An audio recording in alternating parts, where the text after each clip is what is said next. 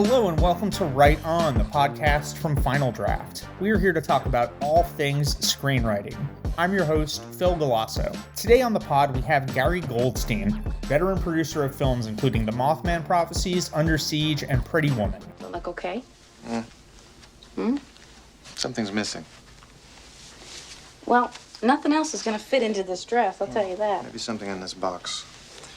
I don't want you to get too excited. It's only on loan.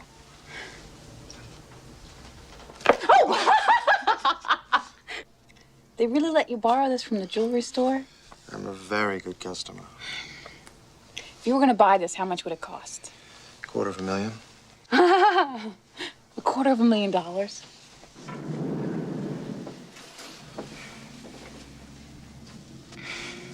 So where are we going? It's a surprise. If I forget to tell you later, I had a really good time tonight. Thank you.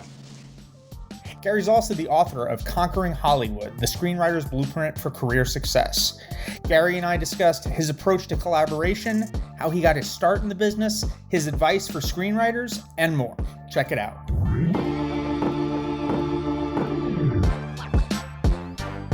Well, I am here with the producer of films including Pretty Woman, The Mothman Prophecies, Under Siege, and author of the book Conquering Hollywood, the screenwriter's blueprint for career success, which I think is what most people here are going to be interested in. Gary Goldstein, thank you for taking the time to chat with me today. Well, thanks so much. Glad to be here. Talk about the book a little bit. I'm curious, you're a producer. What made you decide to write a book to help screenwriters conquer Hollywood? Well, actually, when I came to LA, it was in the early 80s, and I really knew very little about the business. I didn't know anyone in LA.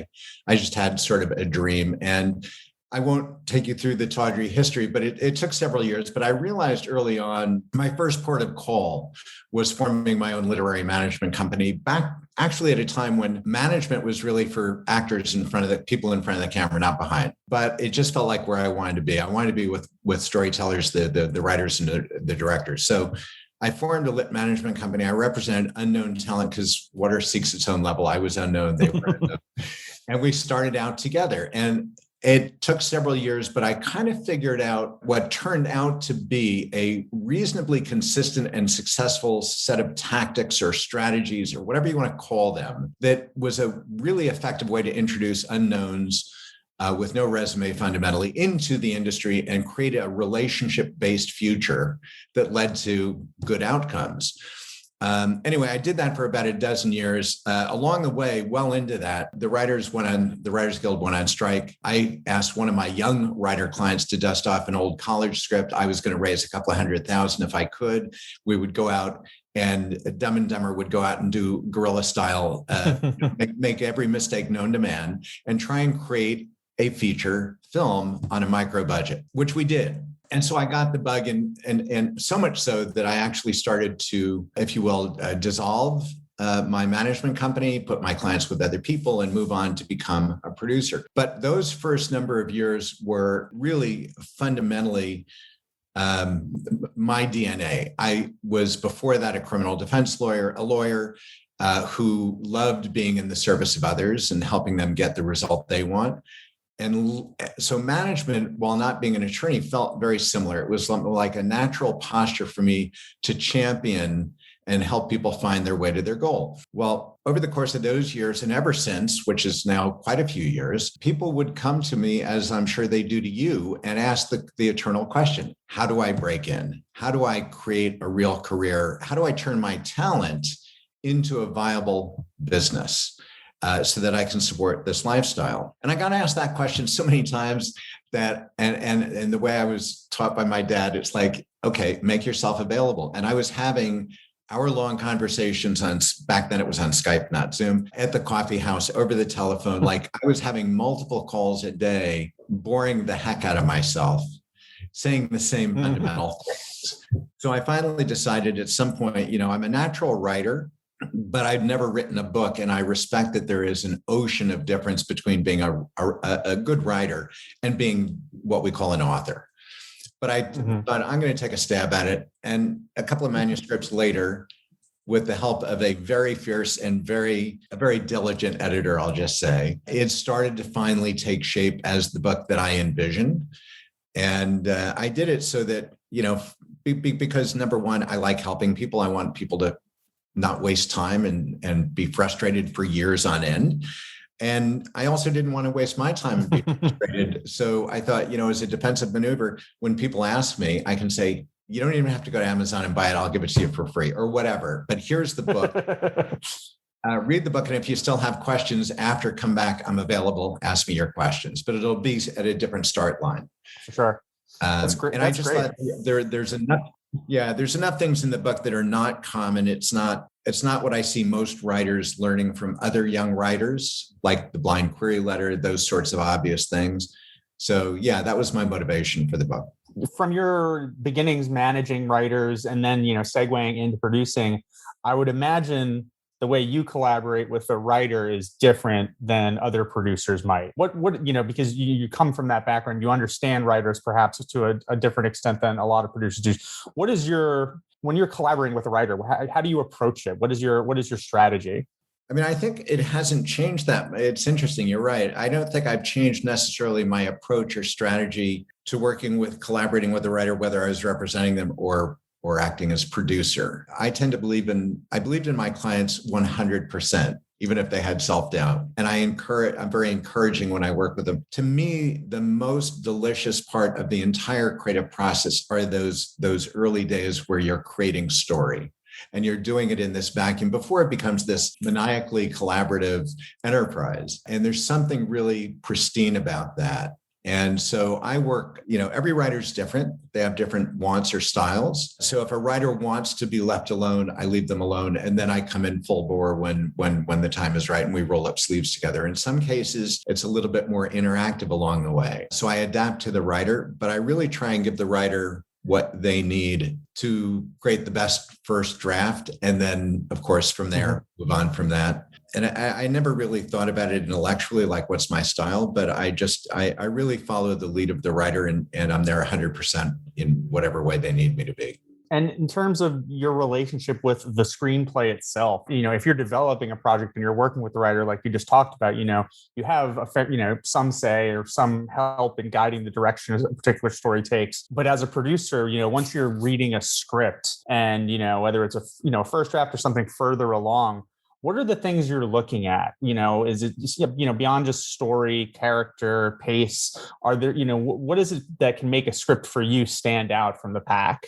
Oh gosh, a lot of things. One of the things that I really encourage writers, especially early in their career, to do is to write the story that belongs to them, a story that no other writer could do justice to in the same way, bring the same depth, nuance, texture, emotion, even if it's totally fictionalized, what have you. So I want it to come to a place where this is a really, on a human level, deeply important undertaking. It's just not a script to be optioned or sell or whatever. And beyond that, I'm looking for, there's the old thing about do what's familiar, but in a fresh way, or be fresh in a familiar way, whatever. I really am not interested in that. It's like, I just want something that is both all at once, a journey that's really going to, on some deeper level, be very satisfying to an audience, because ultimately we're all in the service of that. Not the money, not the distributor, we're in the service of being the storytellers for our culture. So I want something that comes from a place of such depth and truth and authenticity that no one else could have written it. And I want there to be something surprising about it. I don't want to know what's going to happen. I want them to take me into this world. It's why I love those, like the early films of Mira Nair, where she was taking us into a world that was so unknown to me that it was just a delight to what's going to happen next, and it not because it was a thriller, an action film, or that kind of thing. But people used to ask, "What are you looking for?" And I would say, "Well, I can't." The answer to that question is going to sound really annoying, but the answer is, I'm looking for brilliance.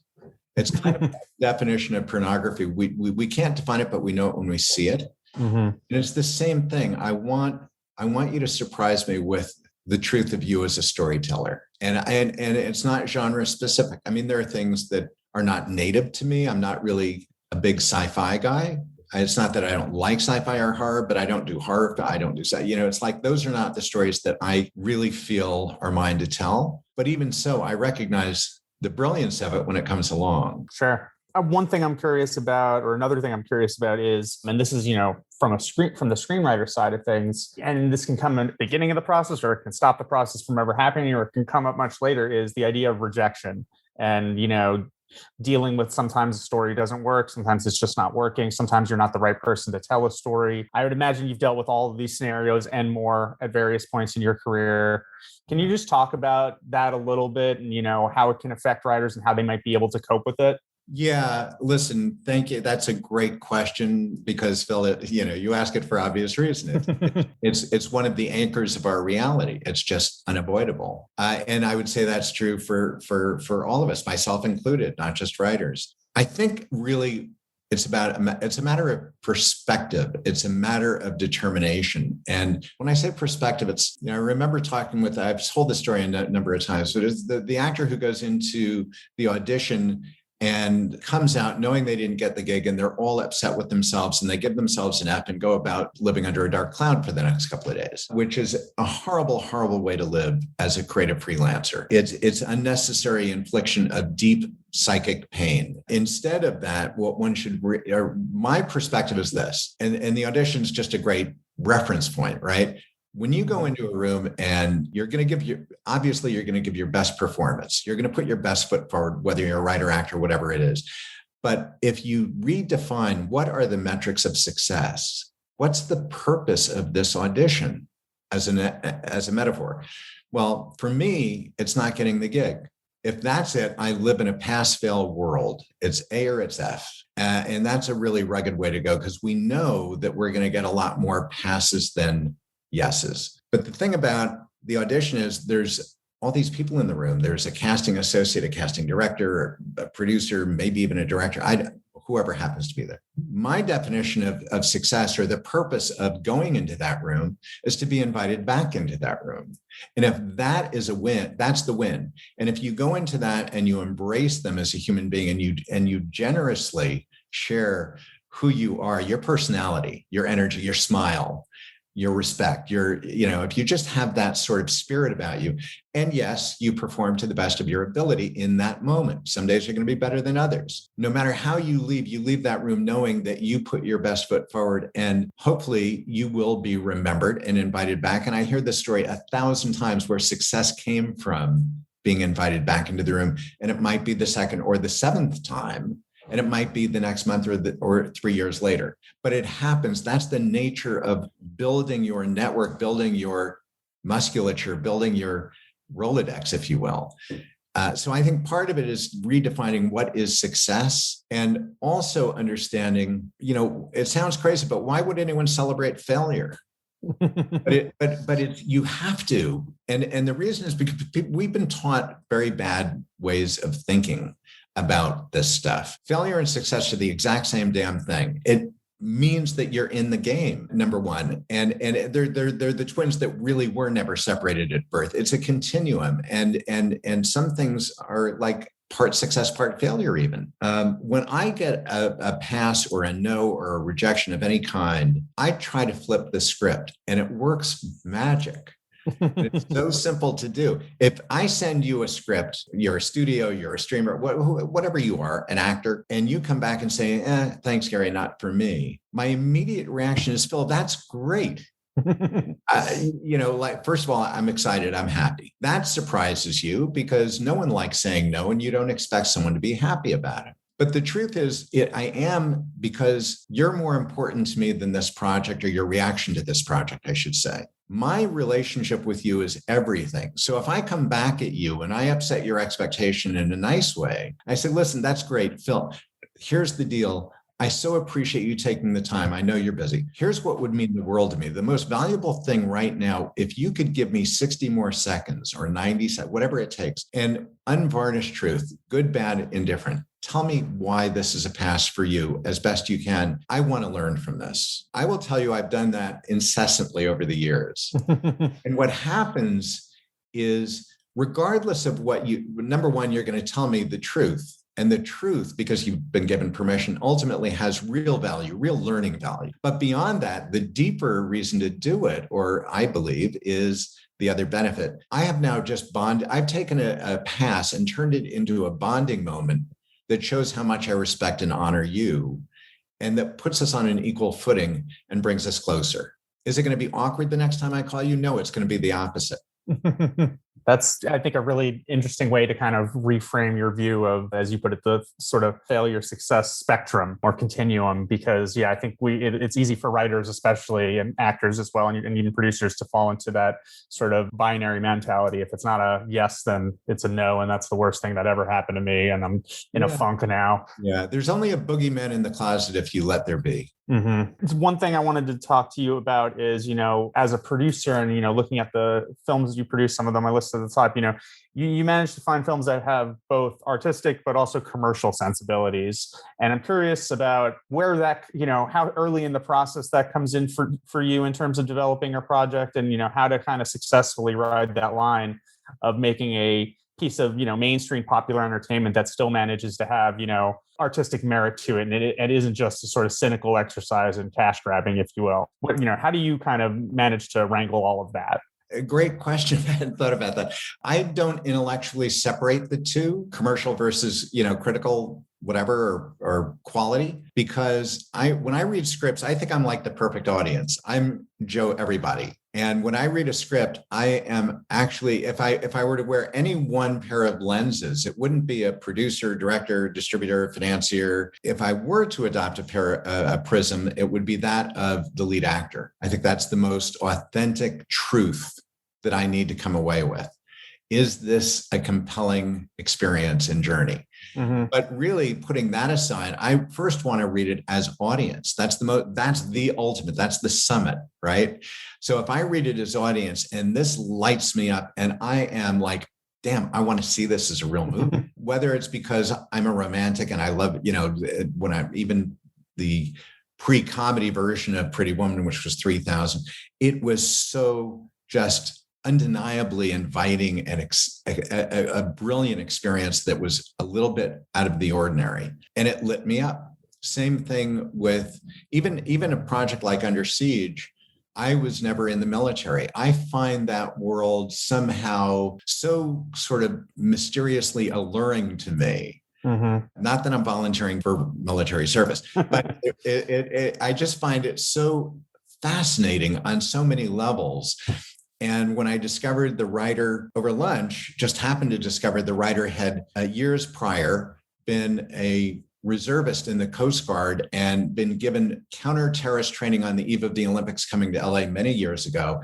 And I asked about it and I kept probing and asking questions. And the more he told me about that world, the more I was leaning in and saying, oh my God, this is just, can you please write me a story set in this world that you know so well and that's so fascinating to me? I think that's the common thread. The Mothman Prophecies is an example. I read that script and it was like someone sucker punched me in the third eye. It was my father, who was my best friend, died unexpectedly, far too young. My experience over the next 18 to 24 months, and I'm not saying this in an absolutely literal sense, Phil, but over the next 18, 24 months, what I experienced was of a paranormal, like I had each foot in a different world. One was a paranormal world, one was the world as we generally experience it. And this story was exactly that. Richard Gere's character, even before it was Richard Gere, this lead character was going on this journey because someone he loved and lost, he personalized everything as if that person was trying to communicate back to him.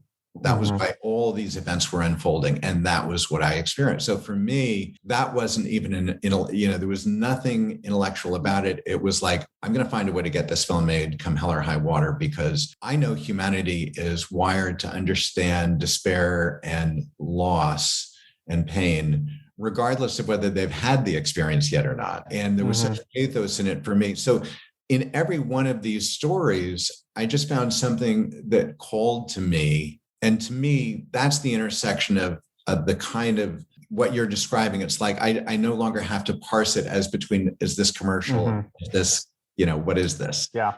No, I totally get that. You mentioned the pre-comedy version of Pretty Woman, and I'm sure you've told this story a number of times, but for those listeners who haven't heard that story before, I think it's a great example of how a project can start out as one thing and, morph into something else that's now a beloved movie that is still, beloved 30 years later. Can you just talk about a little bit about the original script and how it changed? Yeah. I mean, look, and what you just touched on happens to every project, maybe not quite as obviously to the outsider, but every project does. This one was a little bit more extreme. So the original was by a young writer who I met because he was programming my first ever Mac that didn't do anything.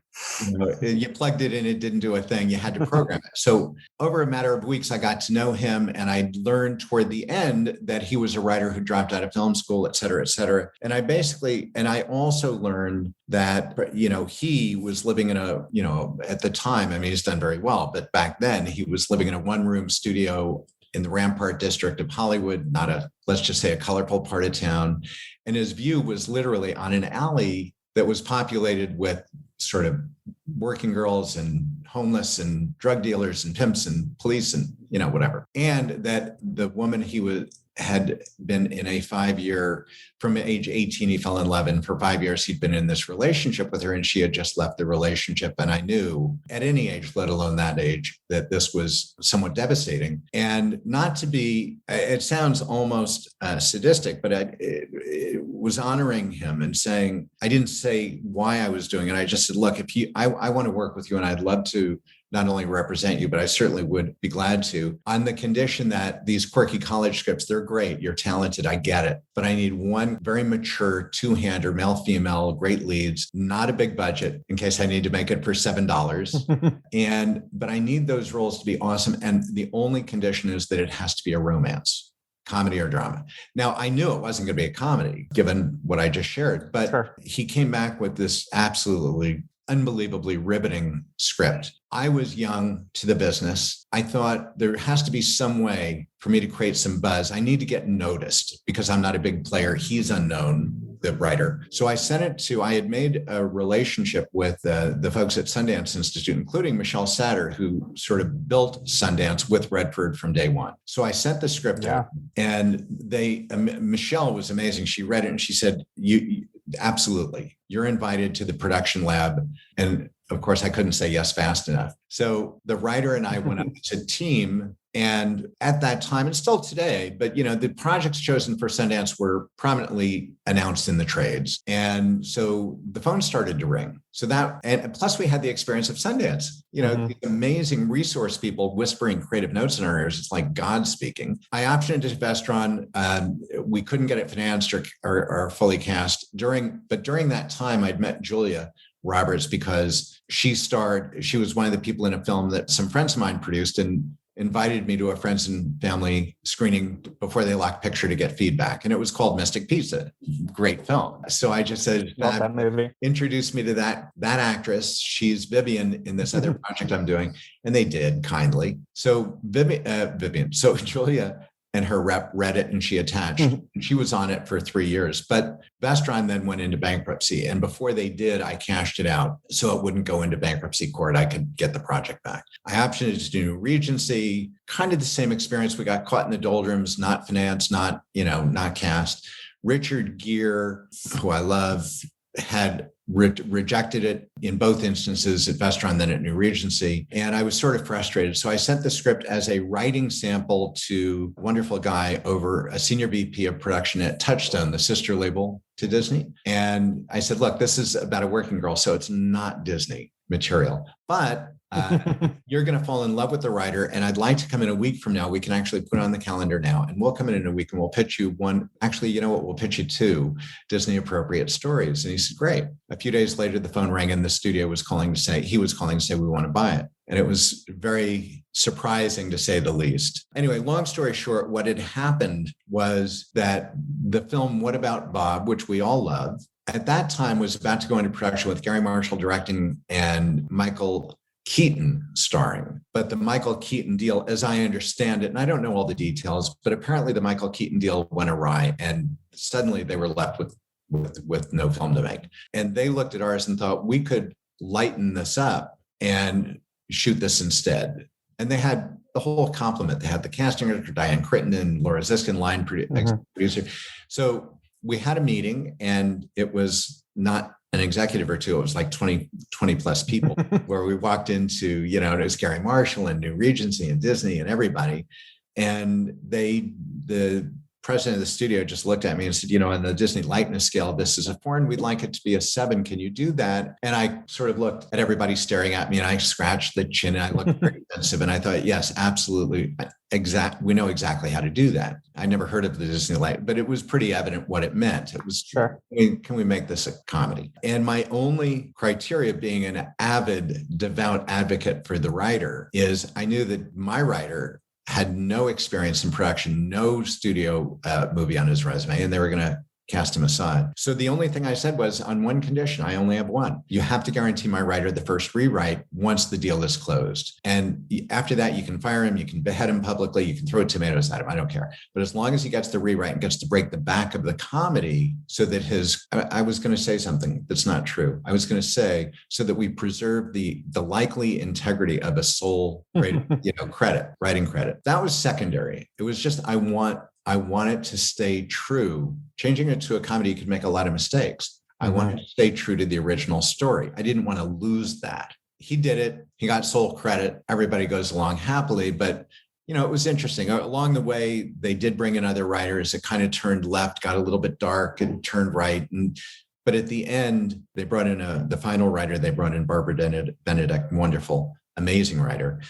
She kind of ended up bringing it back to as close as she possibly could to the version that Jonathan had delivered as his first studio rewrite.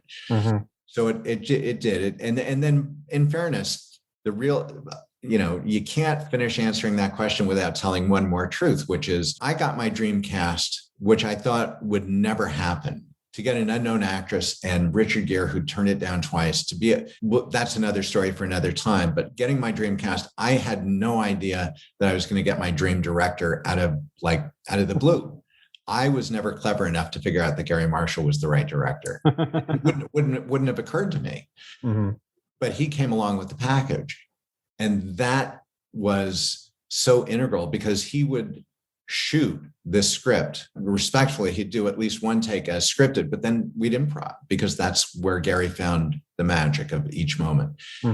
And so I give a lot of credit to not just the writer and the story and the transition, but also to Gary as the interpreter, the steward, the creative steward. Yeah. I mean, that's one of that's a story of, happy accidents that, create a classic film. But for your listeners, I just want to say, that take to heart that we never know what's happening on the other side of the curtain. Like, there's surprises, oftentimes happy surprises, and you just have to be bold enough to put yourself out there, because you just don't know what you don't know. Yeah, this is not about linear straight lines, for sure. I want to just talk about, you mentioned coming from, you didn't immediately start out working in the industry. How did you get that first inkling that you wanted to be a storyteller? I always did since I was a kid. I wasn't a film, it wasn't like I came of a certain age and I went, I want to be in the film business. That was not what happened. But when I was really young, I'm going to say 7, 8, latest, I fell into books, and I never, that was it. My love affair was instantaneous. I lived inside of books. And then that spawned my interest to other forms of storytelling, whether it was music, whether it was film, whatever, it was stage, all sorts of things. And I actually did a stint in, I produced all the music concerts for the Berkeley campus, bringing in Joni Mitchell, this one, that one. I've explored different kinds of storytelling, including the reason I went to law school to become a criminal defense lawyer, so I could go into the theater of the courtroom and have to tell a persuasive story. But I would say that my love of, starting with my love of books, I've been a daydreamer and storyteller lover since I was a kid, and film is just I tried different things. I tried music. I tried a couple of different things. And I just realized that film's where I'm most either best. I don't know if I'm best suited, but I'm most happy. Well, that's nice. A lot of people don't get to aren't lucky enough to find that at any point. And I think it's very cool that not only did you find it, but that you managed to kind of help foster other, creative voices other than your own and bring them into the system, because, film at the end of the day is the collaborative medium. And without people who are willing to put ego aside and really just do what's best for the story and the film, we wouldn't end up with films like Pretty Woman and all the stuff you've worked on. You've dropped a lot of wisdom here for people. I'm curious, as we wrap up, is there something you haven't mentioned yet that you learned along the course of your career that, you wish you could tell yourself when you were first starting out? Oh, gosh. Phil, there's a lot of things, but if I had to say just one, and I mean this from the depths of my experience in being on this planet, believe in yourself. Give yourself the gift of self-belief. Don't care what others think. Don't play by the rules. Do what your gut tells you is true for you. It's the old thing. If it's true, it makes you feel lighter. If it doesn't feel true, it makes you feel heavier. Believe in yourself first. That's going to free you to make the greatest contribution, have the greatest success, have deeper conversations. You bring a value as a creative that I think most of us are guilty of undervaluing, underestimating, not seeing our contribution, especially early in the career when you think, I have no credits, I don't have a representative. You're looking at what doesn't exist and not at what is the miracle of who you are and what you're capable of contributing to the person on the other end of the phone or whatever it might be. I love that. Well, Gary, thank you for taking the time to chat today. And everybody should check out the book and check out, go to Gary's IMDb page and check out all the movies he's worked on. You're going to find a lot of great stuff there. Thank you so much. Beautiful. Phil, thank you. Appreciate it. Of course. Thanks to Gary Goldstein for coming on the show. Make sure to check out his book, Conquering Hollywood, The Screenwriter's Blueprint for Career Success. And as always, thanks to you, our listeners. If you liked this episode, leave us a review. And if you haven't already, subscribe on Apple, Spotify, Stitcher, or wherever you get your podcasts. For news about future episodes and more, like us on Facebook, follow us on Twitter at Final Draft Inc. and Instagram at Final Draft Screenwriting. This episode was produced by Kayla Guess with help from associate producer Emma Vranich. Music by T. Kelly. Thanks again, everyone. Until next time, write on.